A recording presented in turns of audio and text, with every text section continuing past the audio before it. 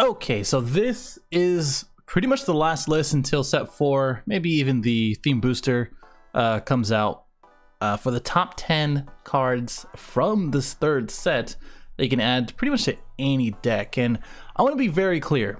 Set 3 added a lot of different stuff, a lot of support for androids, for black cards, black leaders, for yellow decks, a lot of different cards.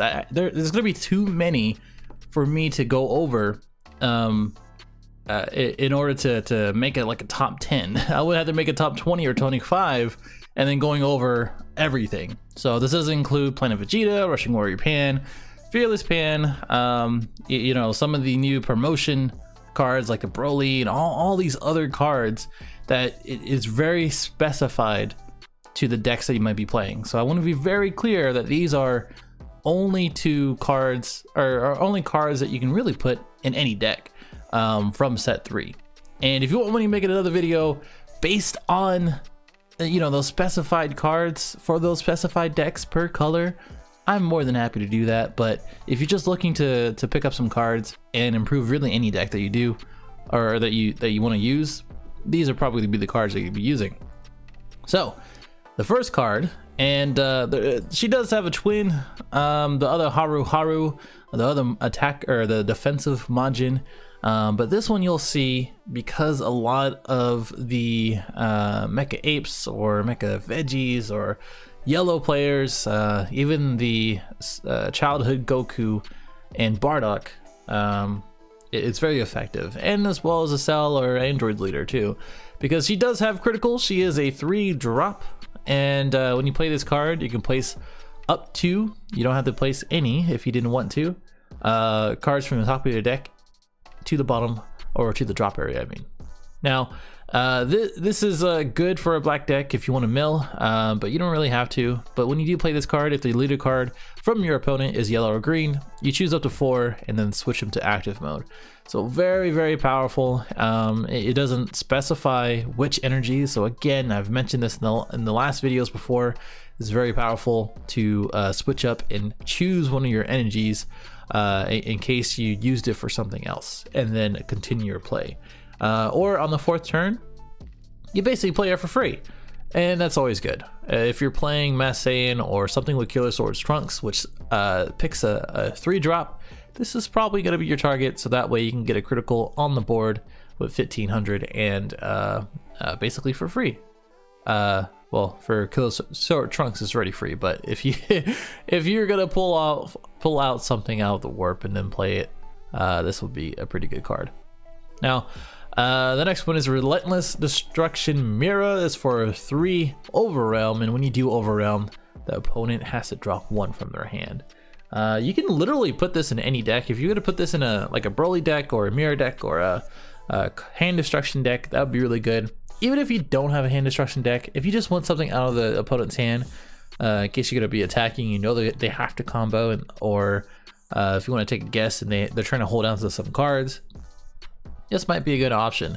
Plus, it kind of throws them off if you do just throw this guy in there, like 2 or 3 of them, and your deck is like a mono red or a mono blue or something like that. It is a good unexpected card, just to throw in. And you notice, of course, most if not all these cards are black, and there's a reason for that. Mainly because CrossWorlds came out with a lot of different black cards. But next one is Time Patrol Trunks, a very popular staple. One of the cards that pretty much everybody has in their deck now.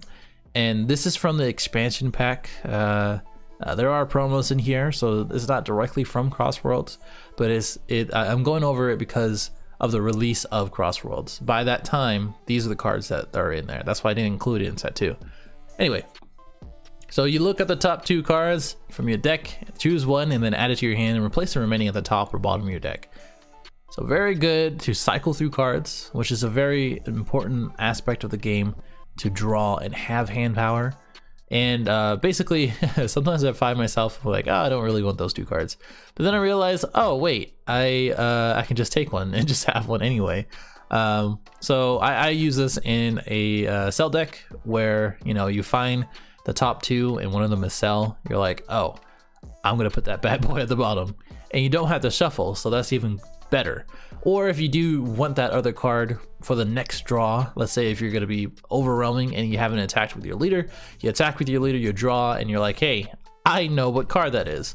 Or if you don't want either card, you take one and you place it at the bottom, and you're like, okay, now I know I'm not gonna get those two stupid cards, and there you go. And now you got a free cycler, a target for Killer Sword Trunks, and an easy overwhelm for 3, and an easy 15 beater.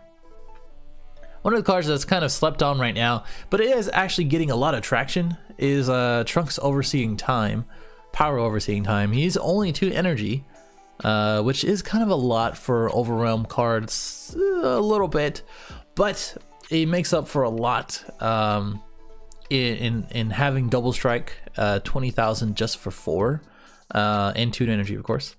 And when you do overwhelm, you choose 1 battle card from your warp and add it to your hand. So it is a battle card. It doesn't say any card from warp, but you can get a super combo, one that you may have milled if you're using a black leader. You can get a cell if you're using a cell chain, and you're like, oh, there you go, now I got it. Or you can get a Shigesh, which is very powerful. That is part of the deck that I'm building for Ginyu. So more on that later. All around a very good card for 2 and 4 in the drop area. I would highly recommend to get this one. I think it's like $10 now. It was like 4 or 5, and people just didn't know about the card. In my opinion, anyway. I never saw it being ran in the deck. Never saw it. And yeah, I would say that is very much of a needed card.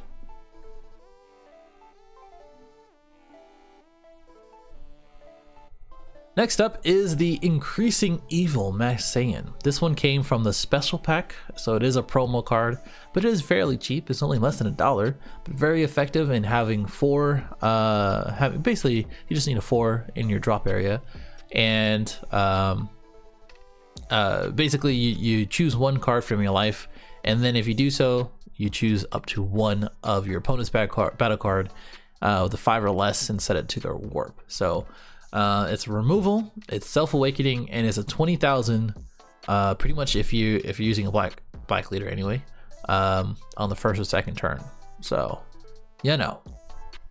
pretty good card overall. Very, very good for removal and just self-awakening, just in itself, and just 1 energy, of course, too. Absolute Attack Mira, again, one of the cards that you don't really see being ran, but if you throw a few of them in and you go and get Mecha Apes or just apes in general, this can be very effective, since it does, as it's permanent, it says it cannot activate blocker on this card's attack. So you can overwhelm, or you can hardcast for 4 cost and then use its permanent ability. So for 20,000, that's a pretty good trade-off right there. It would be better if it was 5 overwhelm and then double strike. That would be a very, very good card, or even critical. I think critical would probably be even better. That would make this card very, very good. But I think this is because when you do go to a tournament, they do give you this card, and then as well as a tournament pack. At least in my experience, they've done that twice. So they're just gotta give these away for free, for really nothing other than the tournament entry. So that's pretty cool. Or not cool, more like cool that they're giving it for free, but not cool in the way of the value not being great. So I would say this would probably be one of the promos in the packs if it did have crit or something else. Scientist Fu. This is definitely a promo. For 7 in your drop area and 1 energy, you gain double strike, and then if you use Overwhelm, of course, you draw 2. So you're probably going to be using Overwhelm for this card, probably like 4 or 5, turn 4 or 5, and you're finding yourself without too many cards. This is going to be one of those cards that definitely helps you out in the long run. There's not really much to say. I mean, it's the Vegeta Prince of Speed, just with the Overwhelm effect. It's the machine mutant, the 4-drop that draws 2 after you double strike attack, which is also a Slept On card. If you ask me, it's a very Slept On card. I keep saying that about all the cards, but still. So that is very good. That is very good right there. Fu Shrouded in Mystery, again, one of the cards that you kind of put in the deck for any deck. It is a 30,000 10 drop for 6 energy and a 10 overwhelm. So this is probably going to be your game finisher, because its effect is that your opponent can't activate skills on cards other than their leader cards until the beginning of your next turn. So you play it, and then their next turn they can't activate anything, and that includes your turn too. So if you're playing it and then you know they're going to be doing like Cold Bloodlust, or well, it might get Cold Bloodlust, that would be kind of terrible, but it still has double strike, I believe anyway. And if you know they're going to be countering or anything else, this would be the card to do it, and then you can go ahead and end it. I've gotten Fu Shrouded in Mystery by an ape deck, and they had 4 or 5 apes on the field, and I was like, well, this is pretty much it then. So very effective, very effective. It's just super costly. You have to have 10 in your drop area and 6 energy. So when you do tap out, that's really about it. You're gonna have to end it, or hope that they can't end it the next round without skills. So there you go. Unbreakable Super Saiyan Son Goku.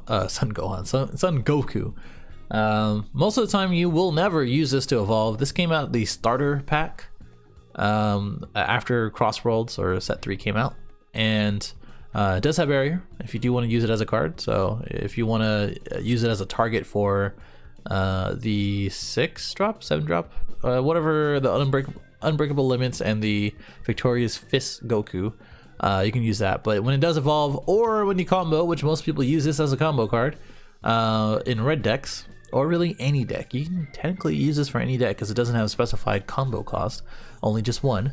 You can just draw 1 card. So as a 10k boost with 1 energy, and you draw 1 card. Very useful. Same thing for this. So you got to be very careful with the ruling on this one. A lot of people, at least in my experience, again, my experience, I can only say it subjectively, not objectively, but when you do play this card during your turn, at the end of the combo of this card, you play the card in rest mode. If the leader card that you're using is yellow, then choose 1 card from your life and add it to your hand.